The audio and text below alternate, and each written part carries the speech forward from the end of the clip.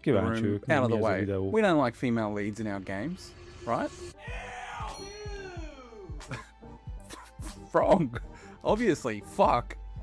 No gamer actually hates female leads, despite what people on Twitter think. People have loved characters like Samus and Chun-Li. Dude, people have been keen on raiding Lara's tombs for years. I mean, raiding tombs with Lara. That's what I meant. The gender of the protagonist isn't a new debate. It's one that we should have well and truly moved on from by now, but if that's the case, why the hell does this current atmosphere feel so toxic? And why is PlayStation of all brands the first in line to castrate their entire legacy? Nagyon egyszerű, szimplán azért, mert férfiakkal reprezentált és identitással rendelkező franchise-okra húznak rá értelmetlen női szerepeket. Arra meg nem is beszélve, hogyha meg megpróbálnak kintani egy új franchise-t, akkor meg ezzel próbálják eladni. Érted? Szóval senki nem akar játszani egy kopasz nővel. Legfőképp nem egy kopasz csúnya nővel, legfőképp nem egy kopasz, csúnya, fekete nővel. Arról nem is beszél, hogy tudni kell, hogy ez az a csaj, aki benne volt ugye az Uncharted filmben is, ugye Tom Hollanddel, és erről a csajról is érdemes tudni azt, hogy kurva nagy aktivista, utálja a fehéreket, utálja a gamereket, hát lényegében ugye mindent kritizál, ami Amerikában történik, de mégis Amerikában él. Szóval egy tipikus fogyatékos. And I'm not talking about just adding some new characters, obviously. It feels like a very intentional pivot. What we're seeing today is the feminization of the PlayStation IP. Ennek is mi It's a értelme? process that involves completely removing the power fantasy that has been the driving force for video games and movies Így van. for the last... Szóval akárhogy is próbálják ezek az emberek elhitetni veled, férfiak voltak azok, amik felépítették ugye a játékipart. Ott volt Lara Croft, tény, de így a fejemben a lista az így meg is áll. Szóval, érted, az egész játékipar az meg arra épült, hogy valamilyen formában férfi karakterekkel szétverünk más férfi karaktereket, vagy ritka esetben női karaktereket. Szóval, érted, akárhogy is próbálják ezek az emberek elhitetni veled, hogy már pedig az a normális, hogy mindenhol ott vannak a nők, nem. Az nem normális. Az a normális, hogy csinálsz egy játékot, amiben van egy karakter, és az a játék működik. Ez ilyen egyszerű. Nem azért kell egy játékot csinálni, hogy legyen benne egy női karakter. Ugye azért van különbség a kettő között. Szerintem, legalábbis nekem van különbség benne. 20 years, and it's labeling traditional masculinity as something to be corrected or healed, all while forcing a migration of lead roles to capture an entirely new demographic. Így van. It sucks, but it's a conversation that needs to be had. So let's not fuck around, because I want to have a look at the business of the 41%, the influence of DEI mandates, and what happens to a brand when it trades its core audience, the one that has made them successful to begin with. És ez az egész probléma, ez mind csak és kizárólag a nyugatból származik. Sehonnan. Érted? Érdekes módon újabbnál újabb címek jönnek ki keletről. Jön majd ugye a Crimson Desert, a Tide of Annihilation, mi van még? Gyorsan megnézem a Steam listát. Jön majd a Resident Evil Veronica, Lords of the Fallen 2,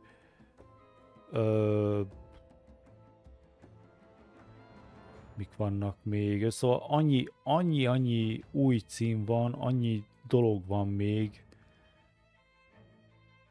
Echoes of Aincrad.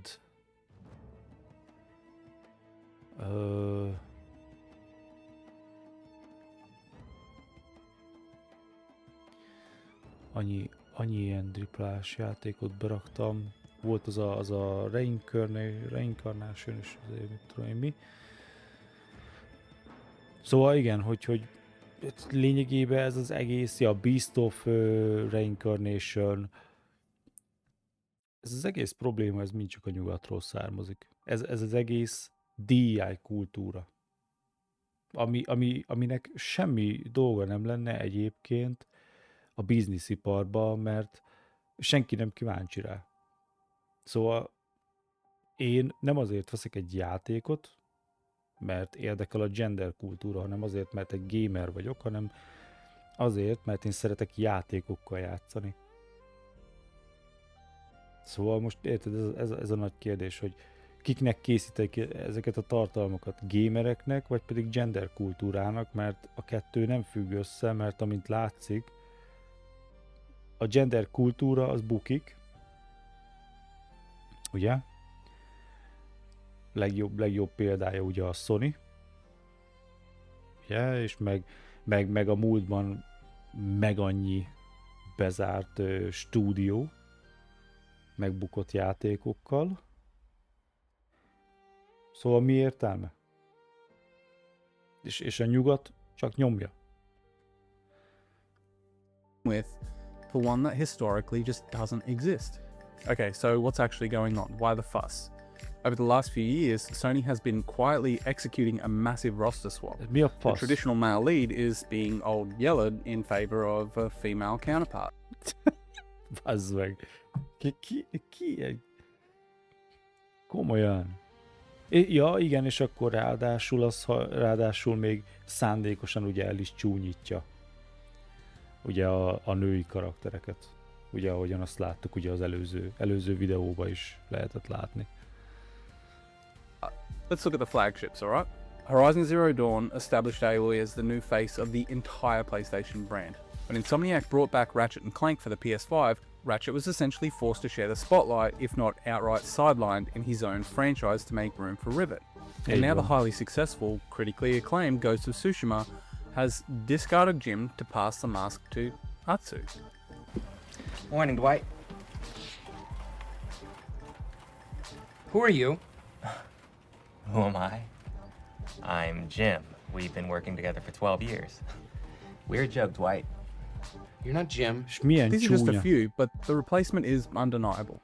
But simply swapping genders isn't the part that has people upset. The friction comes from what PlayStation is doing to the men that are left. There is a studio-wide drive not to just replace masculine characters, but to actively suppress, deconstruct, and outright villainize them. Így van. Okay, let's look at one example. Így van, hát ugye innen származik ugye a toxic masculinity.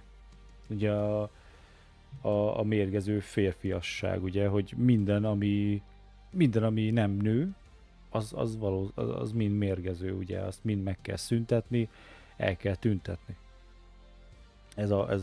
Ugye ez is egy nyugati kultúra, ugye ez is a része a nyugati kultúrának, ugye gender kultúrának.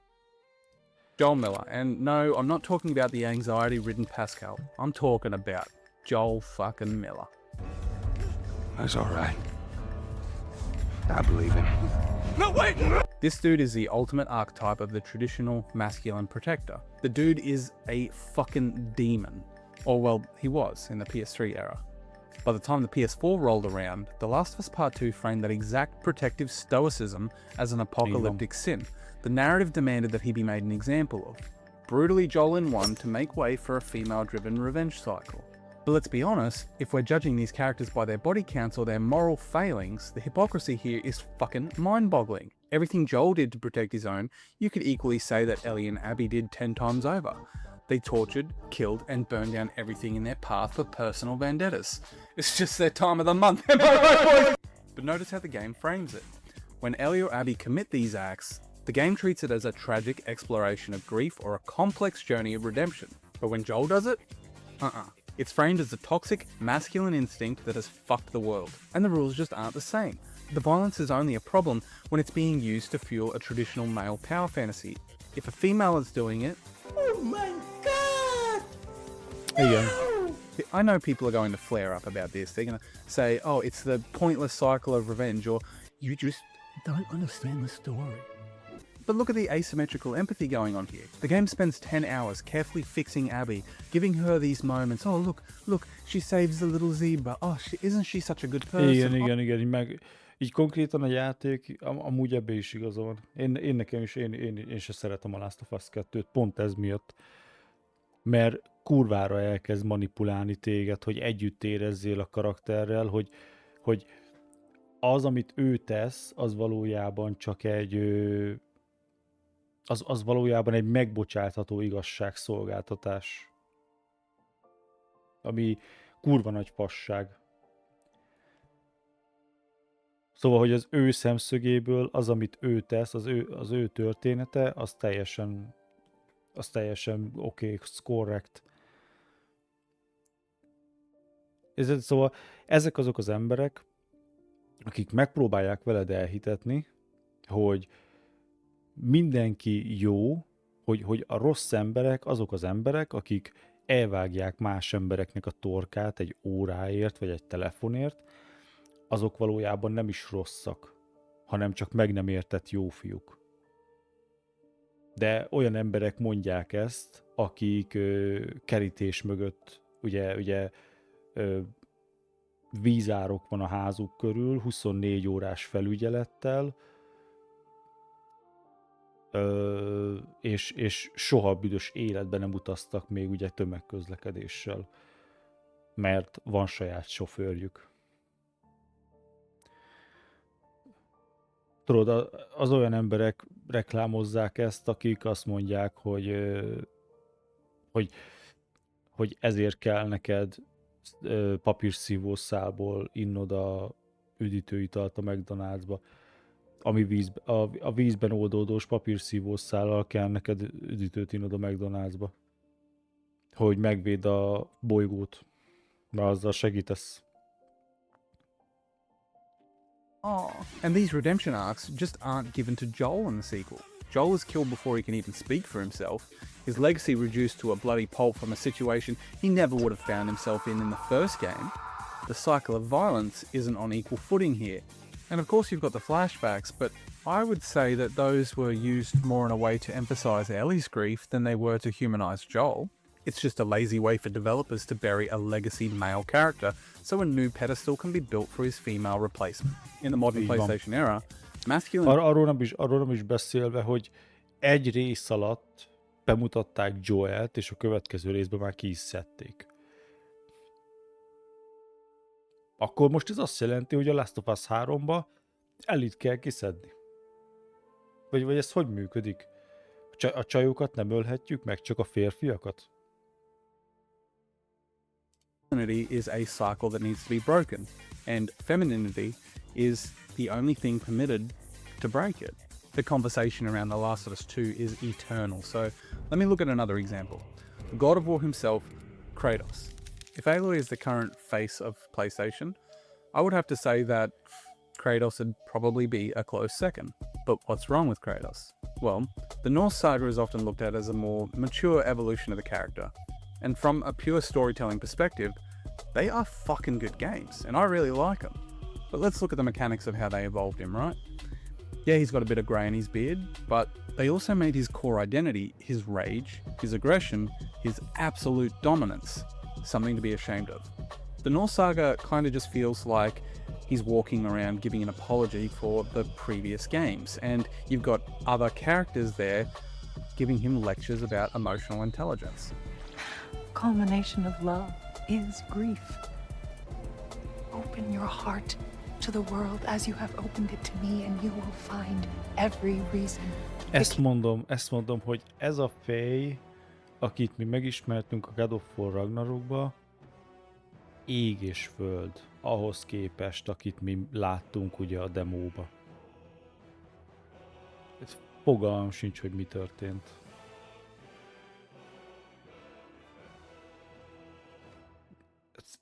Egyszerűen szomorú látni, hogy ezt a fejt, akit itt látunk, abból ők azt csinálták, amit mi láttunk a demóba. Mennyivel értelmesebb és intelligensebb nőnek tűnik itt, mint ott. Keep living in it. The narrative uses Faye to act essentially as his teacher. By the end of Ragnarok, the dude who once leveled Olympus while still squeezing in time to clap cheeks is literally standing there reciting lines about emotional vulnerability. I was wrong. Open your heart. It's domestication in its purest form. Kratos, the god of feelings. His weapon? A Taylor Swift album and a bottle of wine. De amúgy igen. Én You nekem, could see this as fatherhood for sure. amúgy igen, én nekem ezért nem tetszik a God of War Ragnarok se. Borzasztóan. Én már komolyan, én azt hittem bazd meg, hogy Mimir és Kratos ma is márolni fognak, vagy valami. Már azt vártam, hogy Kratos mikor vallja be, hogy ő valójában meleg. Vagy én nem, de igen, amúgy ez a Kratos, ez borzasztóan ilyen érzelmi, ilyen csőttömeg lett. Túl érzelmi lett. Sure. And it's definitely a more mature storytelling, but it's undeniably a shift from what he once was. Mine? It's a white petal flower in my garden. Just a handful. Work, you better work, Fine. Kratos. Lambs, Chris. I'm a fucking god of war. And by no means do I dislike the game. I love God of War. So let's move on to example 3. Don't worry, this isn't just happening to legacy characters, because I wanted to have a look at Argent from Sony's newest game, Saros. This is good because we could see the formula applied to a blank slate. Argent was built from the ground up to be a modern, corrected PlayStation lead. In any other story, a protagonist facing cosmic horror and the madness of the Yellow King himself, you'd think it'd be a recipe for masculinity and the raw will to conquer the void. But Saros doesn't want you to feel empowered. Narratively, Argent's entire arc is a You know what they are like, if you are not drinking with them, you are not one of them. 12-hour therapy session. The game treats his masculine drive to solve the problem or overcome the horror as nothing more than a toxic symptom of the very madness he's fighting. Once you reach the true ending, you realise that Argent is not a good guy. Reducing his entire arc to an alcoholic stalker whose ex-wife would rather skip planets and fuck a woman than deal with his shit. By the time I saw the credits, my eyes were fucking rolling in the back of my head because this trope has just been done to death. A violent, cheating man who inherited it from his dad. Shocker, I never would have seen it coming. In a once-off situation, these stories absolutely...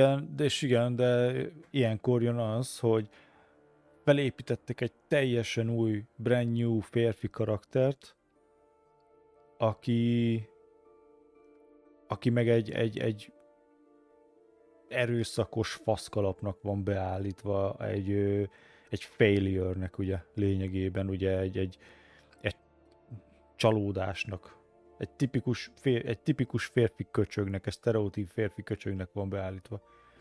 Míg Every Woman Ever ugye a PlayStation franchise alatt az elmúlt 5 évben mindegyik a tökéletesség.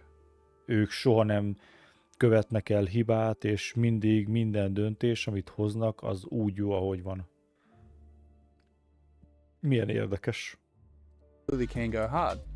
The first time I played Braid, I was like, holy fuck.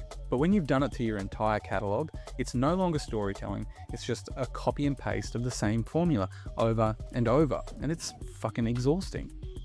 I want to move on to my next point, but before I do, I just want to bring something up because I know people are going to compare. Ghost of Yotei is a revenge story, one that you could equally compare to Jin's Journey or even Kratos' original games in a way. But before you tell me this game also portrays those things as bad, I want you to look at the framing. The men that Atsu hunt are almost universally depicted as gross or predatory. This immediately makes the player feel like Atsu's violence is justified. And when the game does correct her, well, they don't tell her that she's bad for being violent. They tell her that they're sorry that she has to be. The correction is a moment of pity, violence because a woman is living in a man's world. Sony hasn't actually moved away from the lone wolf badass characters, they just decided that cool and stoic are now female-only traits, while the men are always seemingly relegated to the therapy couch. It's a redistribution of archetypes. Why would a company performing at this level execute a top-down brand-wide switch-up like this? And to answer that, we have to look at the business of the 41%. Okay, so what do I mean by the 41%? A nők. Well, in 2021, Sony dropped a slide into their investor presentation that basically shifted their focus for this entire era. It claimed that 41% of PlayStation owners are now women, which is a massive jump from the 18% from the PS1 era. Obviously, the businessmen just start salivating and they want a piece of this action. De ismétlem, kit érdekel, hogy hány százaléka a gamereknek nő? Egy jó játékról beszélünk, akkor azt az emberek megveszik, tök mindegy, hogy férfiről vagy nőről beszélünk. Mármint, érted?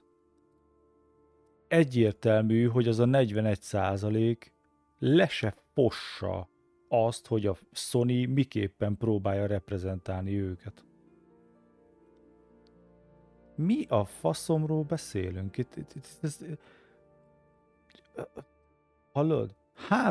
Több mint 3 milliárd mínuszban van a Sony. Azért, mert a 41%-ot próbálja előrehozni a 100% helyett. A gamerek helyett. Na, érted? Mi a fasz? Sony shifts gears and decides that to capture this new demographic, they have to move away from the outdated bro culture of the PS2 and the PS3. But hang on, let's rewind here for a second because I've got alarm bells going off like fucking crazy for this statistic. So what does Sony actually count as a gamer grill? Well, the ESA defines a gamer as anyone who has played a video game for as little as 1 hour in the last month on any device. 1 hour. That's it. Candy Crush while taking a shit? Gamer girl, apparently. Does your misso have a profile on the PlayStation to watch your Netflix or whatever? We gotta count them too, right? Mothers setting up accounts to buy their kids V-Bucks? Gamer girls. You can say that these women exist all you want. Ja, hogy akkor ráadásul még a statisztika is fasság. Szóval az a statisztika, amin keresztül a Sony megpróbálja kitalálni, hogy mitől gamer girl a gamer girl, az még ráadásul fasság is. Érted? És ilyen emberek dolgoznak. Geci, hallod, vegyetek már föl. Hallod, Sony? Vegyél már föl, létszik, fizessél már nekem, hallod? Én pikpak rendbe rakom a stockot. Ezt itt pikpak rendbe fogom nektek rakni. Geci. But I worked at a game shop for several years. I can say that stat wasn't even close to a 10-to-1 ratio. It was more like 100-to-1, if not more. And this doesn't even get into the genres that most women play. According to more studies, women are 38% more likely to own a Switch than a PlayStation, and they dominate 70% of the cozy demographic, while men constantly own over 90% of the shooter action. Hadd mutassak valamit.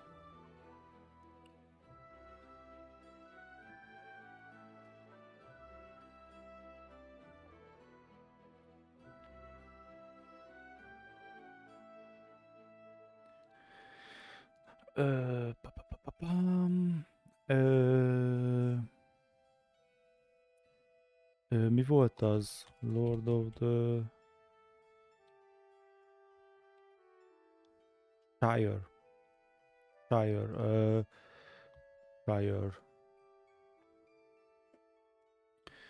Mi volt az? Mi volt az a baromság? Tales of the Shire, itt van. Na, ez itt a cozy game, ez itt a girl game. Ez az, ami szerint a Sony úgy gondolja, hogy neked szükséged van olyan játékokra, mint a Ghost of Yotei. Ez az, ami keresztül a Sony felépíti a statisztikáját, és azt követi. Na most mi a probléma ezzel?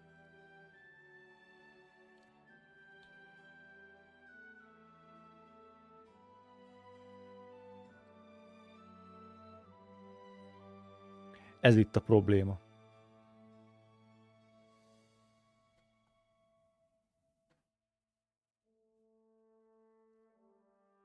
and RPG genres.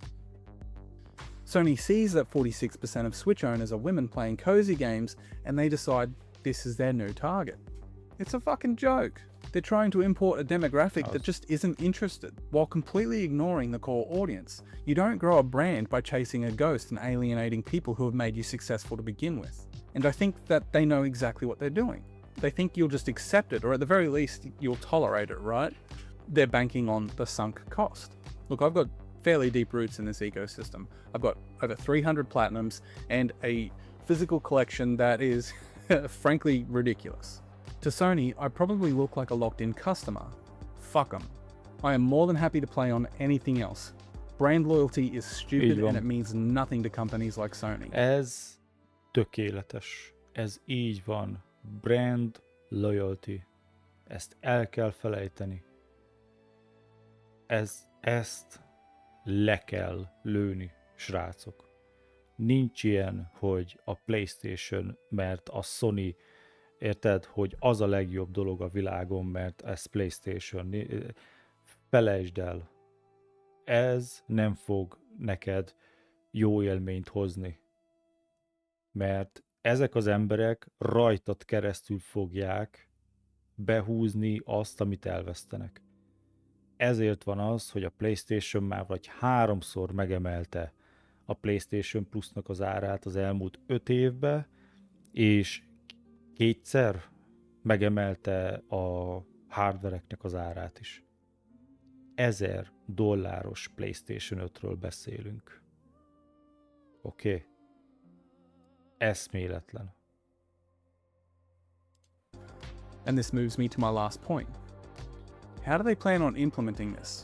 Well, this is where firms like Sweet Baby Inc. and other DEI consultants come in. Így van. Their job is to modernize Ez itt firms like Sweet Baby Inc. and other DEI consultants come in.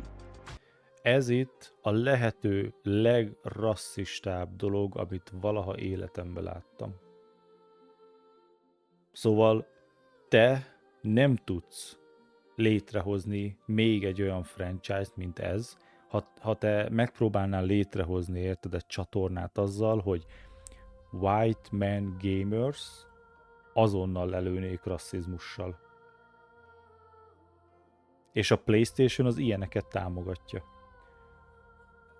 Their job is to modernize the script to ensure it doesn't trigger anyone with mental issues and removing masculine tropes that might offend the 41%. Put this stuff up to your higher-ups, and if they don't see the value in what you're asking for when you ask for consultants, when you ask for research, go have a coffee with your marketing team and just terrify them with the possibility of what's going to happen if they don't give you what you want. Or at the very least, raise the company's ESG, which is environmental and social governance score. But don't get this twisted, this isn't a creative choice. These consultants are here for a much more sinister purpose. To a CEO, the high ESG score works as job security. If Sony takes out $1 billion loan for hardware development, the interest rate is tied directly to their ESG performance. If their score stays high, they pay 0.25 to 0.5% less in interest. This doesn't sound like much, right? On a $500 million loan, even that tiny 0.25% difference is a $1,250,000 a year in pure savings. Or in other words, free money, just for changing the narratives of their games to satisfy the social metrics. This is why the higher-ups are salivating. If those scores drop, passive index funds, like the ones managed by firms like BlackRock, I know, get your fucking tinfoiled hat out, are mechanically required to sell the stock. And they don't always just choose to sell, the algorithm does it for them. The second a company falls off the ESG index, a mass sell-off craters the stock price, triggers a shareholder shitstorm, and the executives get the boot. It's a system fueled by institutional fear rather than what is morally correct. And this fear just ends up trickling down into a taxpayer-funded echo chamber. Let's look at France, where the vice president of the commission handing out millions in gaming grants is Julie Chalmette. I don't know if that's how you say her name, but I don't give a shit. The deputy CEO of Don't Nod. I just did a video on them assholes if you want to check it out. This is such a fucking conflict of interest. Várj, ez a Donnad, ez ő... Donnad. Ez annyira ismerős, ez most adott ki valami játékot, nem?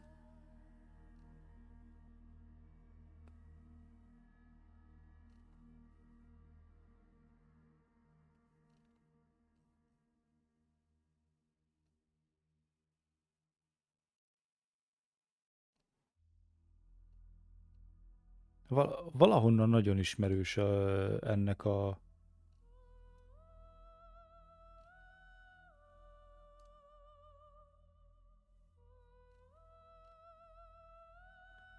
Igen, ez is ilyen DEI company.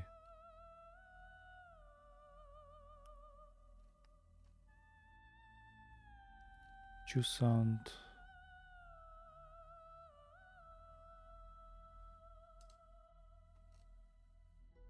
Aphelion. Ja, az Aphelion is. Bazd meg. Lost Records. Ja, ez is egy ilyen Have the cool leadership DEI of one of the most company. woke studios sitting on a government board that selects which games get funded. The rest of the shareholders aren't neutral economists. It's a circle jerk of Ubisoft, Quantic Dream, and Focus. They're judging their own peers while also setting a cultural standard that, oh look, their companies somehow already meet. So it works like a cultural test, right? Where you only get a 30% tax rebate if your story deals with political or social issues. Like these companies already do. Put a ticket in, make a name it gay! Sure, yeah. Well, let's try that. If you make a traditional power fantasy, you fail. If you make a 12-hour tampon commercial, you get a 30% discount on your taxes. What the fuck is going on here? This isn't just a French phenomenon either. Sony is using this as a global strategy.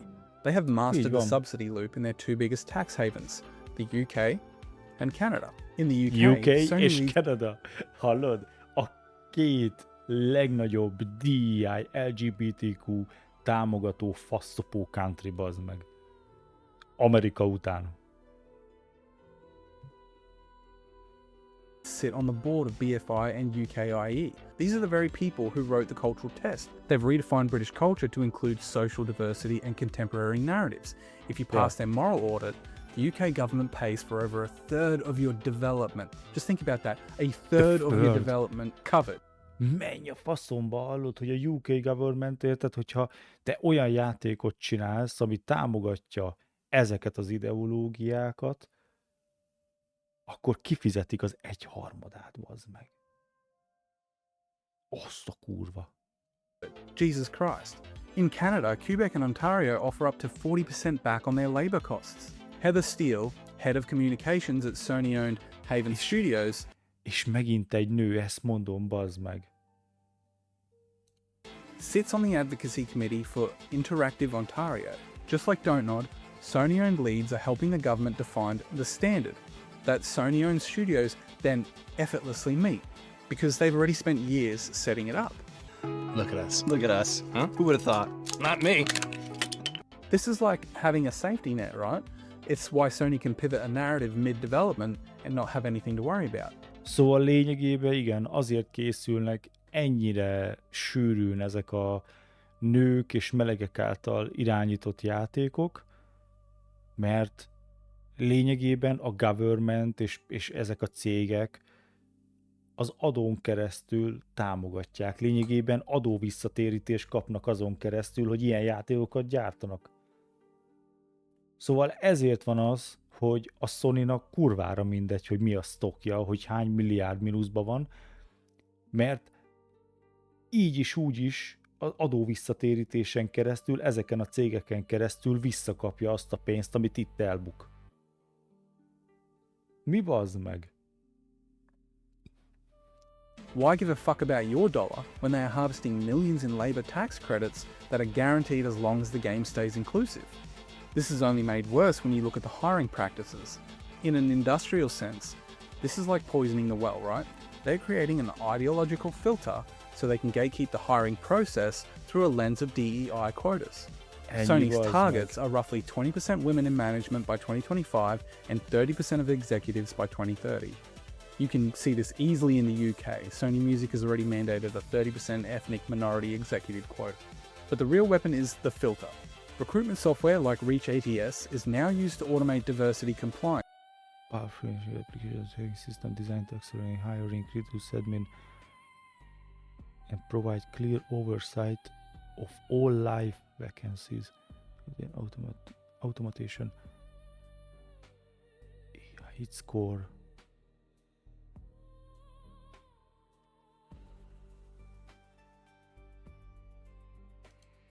It embeds identity requirements into the shortlisting process to filter through staff before they've even had a chance to look at the resume. Recruitment is no longer looking for the best, it's just looking for the most Ja, szóval, hogy az AI-on keresztül így fogják, beküldik a rezümét, és lényegében ugye be van állítva az AI, hogy mik azok a triggerök, ami szerint ő neki el kell döntenie, hogy most ez az ember alkalmas-e arra, hogy itt dolgozzon-e vagy sem. Bazd meg. Keményen tolják, ezt mondom, bazd meg. Bele se látsz abba, hogy mekkora iszonyatos faszopkodó, mennyire iszonyatosan nagy nőfaszopkodó a Sony. Mert ilyen üzleteken keresztül keresi vissza azt a pénzt, amit itt elbuk. Number of boxes ticked. But DEI is starting to build a bad reputation, and most people with half a functioning brain can see why it's bad. So they're starting to pivot branding. The word diversity is being removed from their guidelines and replacing it with human capital risk or various perspectives. But don't be fooled. It's the same mandate wearing a different skin. They're still using the same metrics to force Sony to prioritize social impact over player satisfaction. It's a system where everyone from the HR manager to the consultants at Sweet Baby Inc. is part of the same compliance loop. The feminization of PlayStation is only the surface of a much larger problem. This is an entire system that acts like a virus to spread through every company from entertainment to government. Everyone is scared to lose their jobs, their voice, from the person reviewing the game to the CEO taking home the paycheck, and it all acts under the same purpose. Kemény, bazd meg. Na ez kurva jó videó volt. Ezekről a dolgokról ugye így az átlagember nem hiszem, hogy tud. De, ja, ezen keresztül. Hát igazából csak így azokról a dolgokról beszélt, hogy a háttérben mik történnek ezekkel a cégekkel kapcsolatban, amiket amúgy is sejtettél már. Csak nem volt rá konkrét adatod.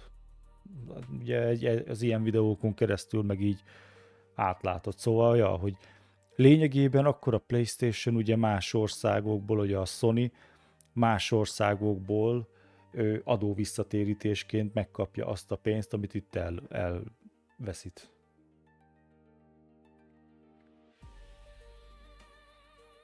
Ezért nem foglalkozik, érted, azzal, hogy megy lefele a sztokja, hogy veszít pénzt. Mert ez így nem normális, érted?